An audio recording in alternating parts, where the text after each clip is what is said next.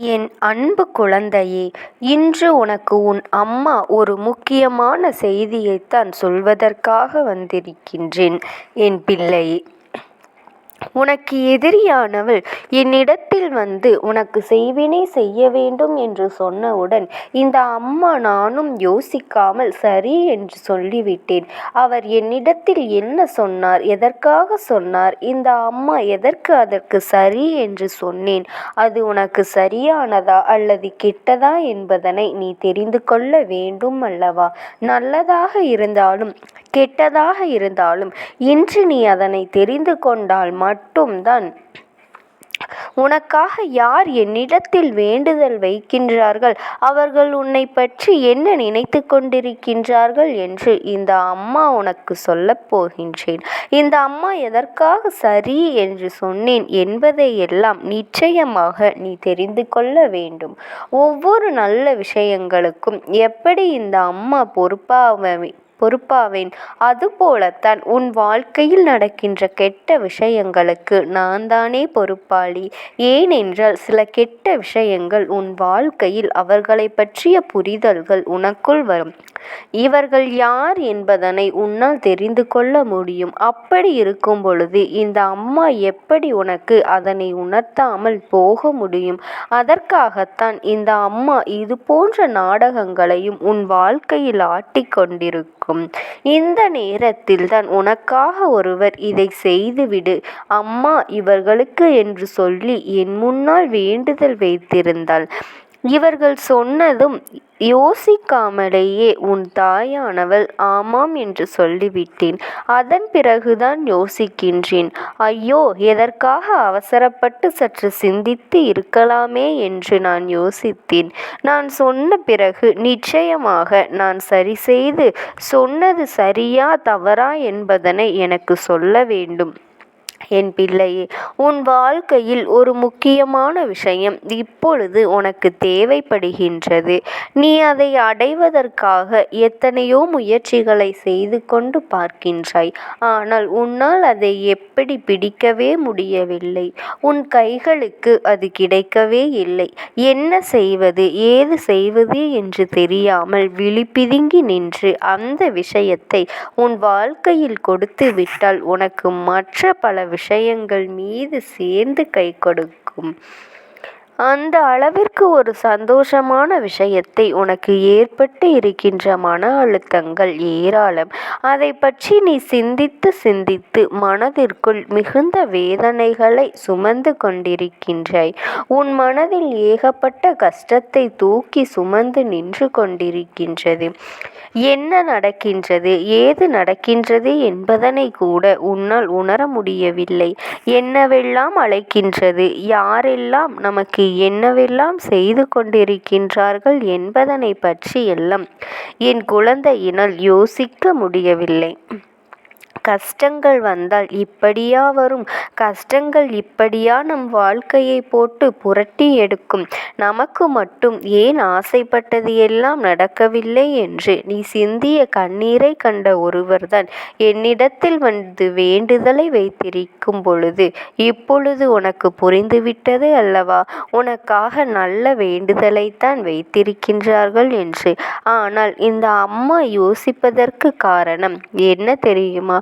அதையும் என் பிள்ளை நீ தெரிந்து கொள்ள வேண்டும்.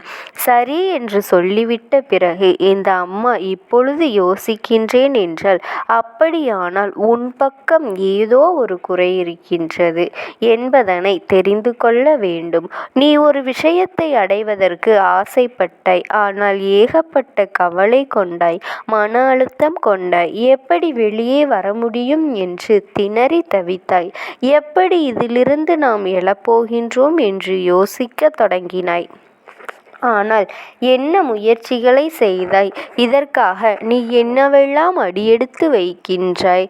என் பிள்ளையே, நீ எந்த விஷயத்தை செய்ய தொடங்கினாலும் அதில் தோல்வியே முடிகின்றதே, அதுக்கு என்ன காரணம் என்று நீ யோசிக்கின்றாய் அல்லவா? நீ செய்ததை சரியாகத்தான் செய்தாயா, இல்லை அடுத்தவர்களின் பேச்சை கேட்டு ஒவ்வொரு விஷயத்திலும் நீ பின்வாங்கி கொண்டிருந்தாயா? ஒரு நொடி நீ சிந்தித்து பார்த்தால் இந்த அம்மா என்ன சொல்ல வருகின்றேன் என்பதில் நிச்சயமாக உனக்கு புரியும். நீ செய்ய நினைக்கின்ற காரியத்தில் உனக்கு மனதிற்குள் நம்பிக்கை இருந்துவிட்டது என்றால் அதை நீ நிச்சயமாக நல்லபடியாக செய்து முடிக்க என்ன செய்ய வேண்டும்?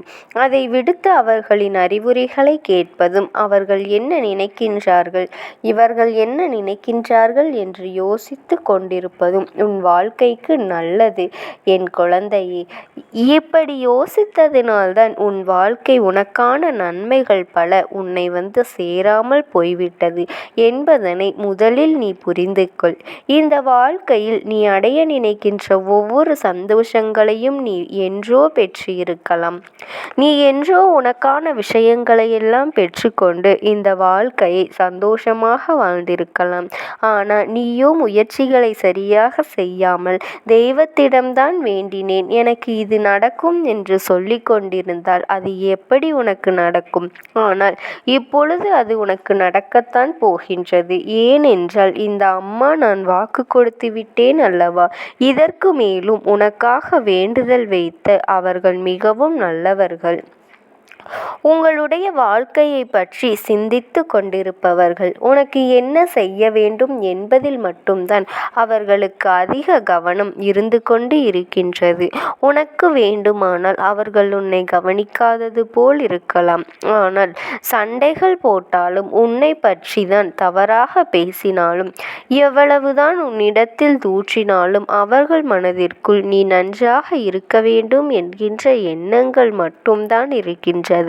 அவர்கள் நினைக்கின்ற விஷயங்கள் எல்லாம் உன் வாழ்க்கையில் நிச்சயமாக நடக்கும். அதற்கு இந்த அம்மா ஒப்புதல் கொடுத்து விட்டேன். அவர்கள் என்ன கேட்டார்கள் தெரியுமா? அம்மா, தாயே, இவர்கள் இந்த விஷயத்தினால் மிகுந்த மன அழுத்தத்தில் இருந்து கொண்டிருக்கின்றார்கள்.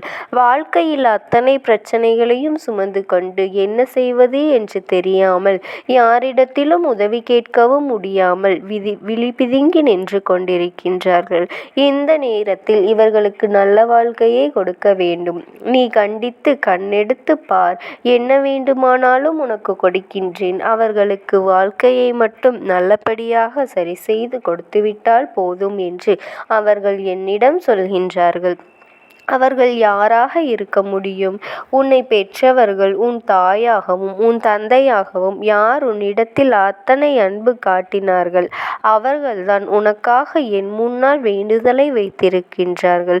சரி என்று சொல்லியிருக்கின்ற இந்த அம்மா அந்த வேண்டுதலை நிச்சயமாக நிறைவேற்றி கொடுப்பேன். உன் வாழ்க்கையில் உனக்கு நான் நிச்சயமாக தருகின்றேன். நீ என்ன வேண்டும் என்று என்னிடத்தில் கேட்டு நின்றாலும் நான் உனக்கு அதை தர காத்து கொண்டிருக்கின்றேன். எல்லாவற்றிற்கும் மேலாக இந்த அம்மாவினுடைய அன்பினை பெறுவதற்காக அல்லவா? அதன் பிறகு உனக்கு எதையும் தராமல் நான் விட்டுவிடுவேனா? நீ முயற்சிகளை செய்யவில்லை என்று உன் மனம் உன் மீது வருத்தம்தானே தவிர மற்றபடி உன்னுடைய வேண்டுதல்களை நிறைவேற்றி கொடுக்கக்கூடாது என்ற எண்ணம் எனக்கு துளியும் இல்லை. என் குழந்தைகள் பல முயற்சி செய்து தோல்வியை அடைந்திருந்தாலும் இப்பொழுது அதன் மீது அதிக கவனம் இல்லாமல் இருந்து விட்டாய். அது என்னால் உணர்ந்து கொள்ள முடிகின்றது. இனிமேல் கவலைப்படாதே. இந்த அம்மா உன் வாழ்க்கையில் உன்னோடு இருந்து எல்லாவற்றையும் ஒப்படைக்கின்றேன். இந்த அம்மா தருவதை யாராலும் தடுத்து நிறுத்திவிட முடியாது. இந்த அம்மா செய்ய நினைக்கின்ற விஷயங்கள் எல்லாம் சர்வ நிச்சயமாக உன் வாழ்க்கையில் நான் தந்து விடுவேன். நீ எதற்காகவும் கவலைப்படாதே. உன் அம்மாவினுடைய அன்பும் ஆசீர்வாதங்களும் எப்பொழுதுமே உனக்கு முழுமையாக கிடைக்கும். ஓம் சக்தி. ஓம் ஆதிபரா சக்தி. என்ன பேச நினைக்கின்றது? அவர்கள் எதை உன்னிடத்தில் சொல்ல நினைக்கின்றார்கள்? வெளிப்படுத்த முயற்சி செய்கின்றார்கள்? எதனால் உன்னை தேடி வந்திருக்கின்றார்கள் என்பதனை எல்லாம் நீ தெரிந்து கொள்ள வேண்டும். என் தங்க பிள்ளையே, அவர்கள் எப்படி இந்த தெய்வத்தின் அருகில் வந்தார்கள் என்று நீ யோசிக்கலாம். என் தங்கமே, உன்னுடைய இல்லத்தில் சமீபத்தில் இறந்து போன ஒருவரினுடைய ஆத்மாவானது சில நாட்களாகவே உன் இல்லத்தை சுற்றி சுற்றி வருகின்றது. இந்த அம்மா அதனை கண்டுவிட்ட பிறகு, எதற்கு இங்கே சுற்றி கொண்டிருக்கின்றாய்? நீ இருக்க வேண்டிய இடத்தில்தானே இருக்க வேண்டும். என் பிள்ளையின் வீட்டில் உனக்கு என்ன வேலை என்று கேட்ட பொழுதுதான் அந்த ஆத்மா என்னிடத்தில் சொன்ன விஷயம், எனக்கும் என்னிடத்தில் இருக்க வேண்டும் என்றுதான் ஆசையாக இருக்கின்றது. ஆனால் சில விஷயங்கள் என்னை அங்கே செல்ல விடாமல் தடுத்து கொண்டு இருக்கின்றது. எனக்கு என்னுடைய குடும்பத்தில் இருக்கின்றவர்களிடம் பேசியாக வேண்டும். என் மனதில் தோன்றுகின்ற சில விஷயங்களை அவர்களிடத்தில் சொல்லிவிட்டால் நான் மனநிறைவோடு இங்கிருந்து சென்று விடுவேன். சில விஷயங்களை நான் அவர்களோடு பகிர்ந்து கொள்ளாமல் விட்டுவிட்டேன். அதற்கு சரியான நேரம் இப்பொழுது வந்திருக்கின்றது. இப்பொழுதும் சொல்லாமல் நான் சென்று விட்டால் இனி காலம் முழுவதும் என்னால் அவர்களிடத்தில் சொல்லிவிட முடியாது. இதற்கு நீங்கள்தான் துணையாக நிற்க வேண்டும் அம்மா என்று என்னிடத்தில் வாய்ப்பினை ஏற்படுத்தி கொடுக்க வேண்டும் என்று கேட்டது. என் தங்க குழந்தையே, இப்படி இருக்கும் பொழுது அவர்களிடத்தில் சொல்லிவிட முடியாது. அந்த வாய்ப்பினை ஏற்படுத்தி கொடுத்து என் வீட்டில் உள்ளவர்களிடம் பேச வைக்க வேண்டும் என்று என்னிடத்தில் கோரிக்கை வைத்தது. என் தங்கமே, இப்படி மனதிலே எந்த கெட்ட எண்ணங்களும் இல்லாமல் உன் குடும்பத்திற்காக பேச வேண்டும் என்று கேட்ட ஆத்மாவிற்கு நான் அந்த வாய்ப்பு வழங்குவது தானே முறையாக இருக்கும். அதனால் இந்த அம்மா அந்த ஆத்மாவிற்கு அந்த வாய்ப்பினை கொடுக்க முடிவுகள் செய்து இப்பொழுது உன்னோடு பேசுவதற்காக வரவழைத்திருக்கின்றேன். என் பிள்ளையே, அந்த ஆத்மாவானது உன்னிடத்திலே என்ன பேசுகின்றார்கள் என்பதனை நான் என் மூலமாக உன்னிடத்தில் பேசி சொல்கின்றேன். இந்த அம்மாவிடத்திலிருந்து தான் அவர்கள் மனதில் பேச நினைப்பதை எல்லாம் பேச முடியும். என் தங்கமே, நேரடியாக ஒரு ஆத்மாவின் குரலை உன்னால் அத்தனை சுலபமாகவெல்லாம் கேட்டுவிட முடியாது. இந்த அம்மா அதற்காகத்தான் இன்று இந்த உதவியை செய்கின்றேன். என் குடும்பத்தில் இருக்கின்றவர்களிடம் பேச வந்திருக்கின்றேன். உங்கள் எல்லோரையும் நான் இனி காணவே முடியாது என்பதனை நான் உணர்ந்து கொண்டேன். என் வாழ்க்கையில் நிறைவாக இருந்து என்னால் உங்களுக்கு கஷ்டங்கள் வந்தாலும் உங்களால் எனக்கு எந்த கஷ்டங்களும் இதுநாள் வரையிலும் வந்தது கிடையாது. நான் நினைத்தது போல இந்த வாழ்க்கையை அத்தனை சந்தோஷமாக வாழ்ந்து கொண்டுதான் இருந்தேன். என் குடும்பத்தில் இருக்கின்றவர்களிடம் பேச வந்திருக்கின்றேன். உங்கள் எல்லோரையும் இனி நான் காணவே முடியாது என்பதனை நான் உணர்ந்து கொண்டேன். உங்களோடு இருந்த இந்த காலகட்டம் குறைவாக இருந்தாலும் எனக்கு கிடைத்த சந்தோஷங்களும் மகிழ்ச்சியும் ஏராளமாக இருந்தது. அதனால் எனக்கு எந்த ஒரு கவலையும் இதுவரையில் இருந்ததே கிடையாது. நான் நினைத்தது போல இந்த வாழ்க்கையை நான் சந்தோஷமாகத்தான் வாழ்ந்து கொண்டு இருந்தேன். ஆனால் இவ்வளவு காலம் எனக்கு சீக்கிரமாக என்னுடைய ஆயுள் முடிந்துவிடும் என்று எனக்கு முன்பே தெரியாது. அது தெரிந்திருந்தால் நிச்சயமாக என் மனதில் இருக்கின்ற அத்தனை விஷயங்களையும் நான் உங்களிடத்தில் சொல்லியிருப்பேன். ஆனால் எல்லோரும் நினைப்பது போலத்தானே நானும் நினைத்திருந்தேன். எனக்கும் இந்த உலகத்தை விட்டு செல்ல வேண்டும் என்ற ஆசை கிடையாது. மற்றவர்கள் சொல்வது போல எதற்காக பிறந்தோம், நாம் ஏன் பிறந்தோம் என்று ஒரு நாளும் நான் நினைத்தது கிடையாது.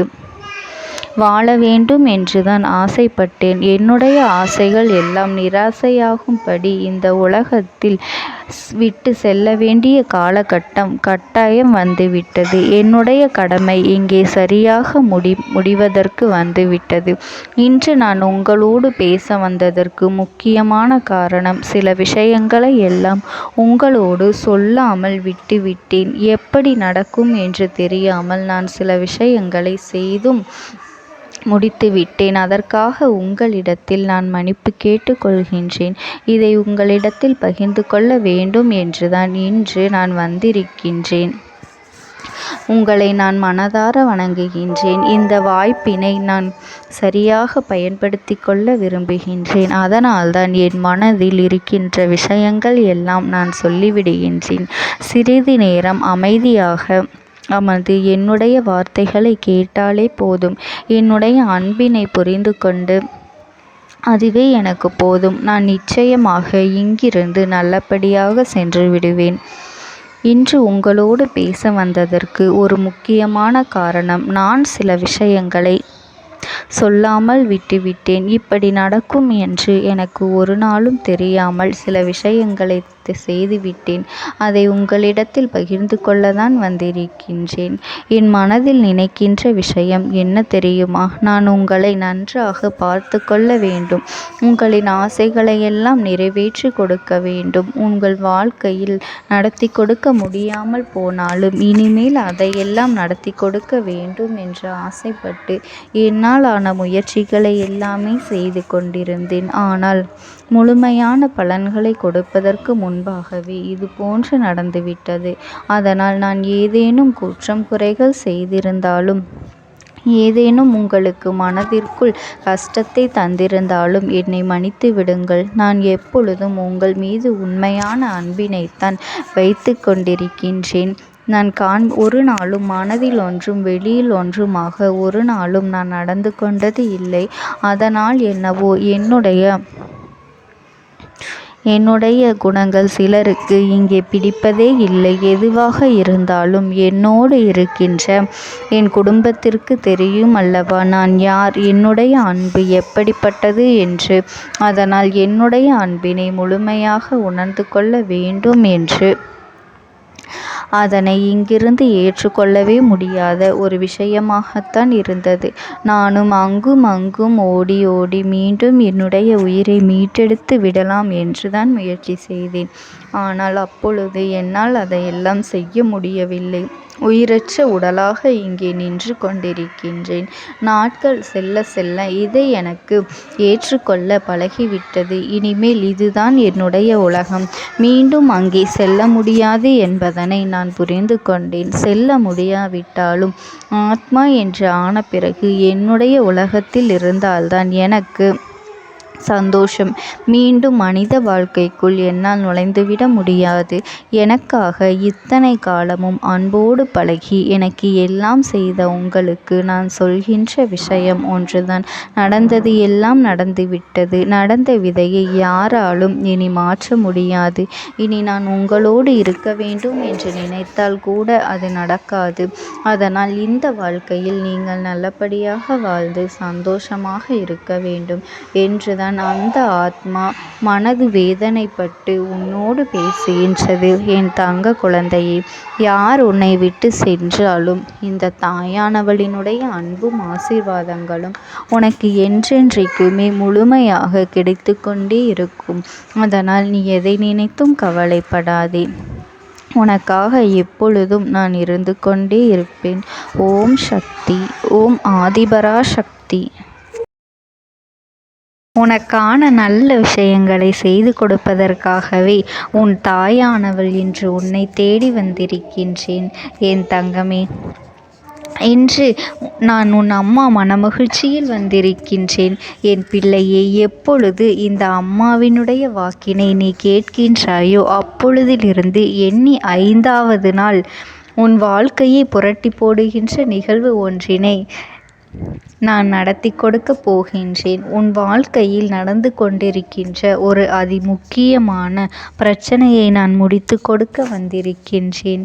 என் பிள்ளையே, இந்த அம்மாவினுடைய வாக்கினை முழுமையாக கேட்டுவிட்டால் நிச்சயமாக என் பிள்ளை நீ மனமகிழ்ச்சி அடையத்தான் செய்வாய்.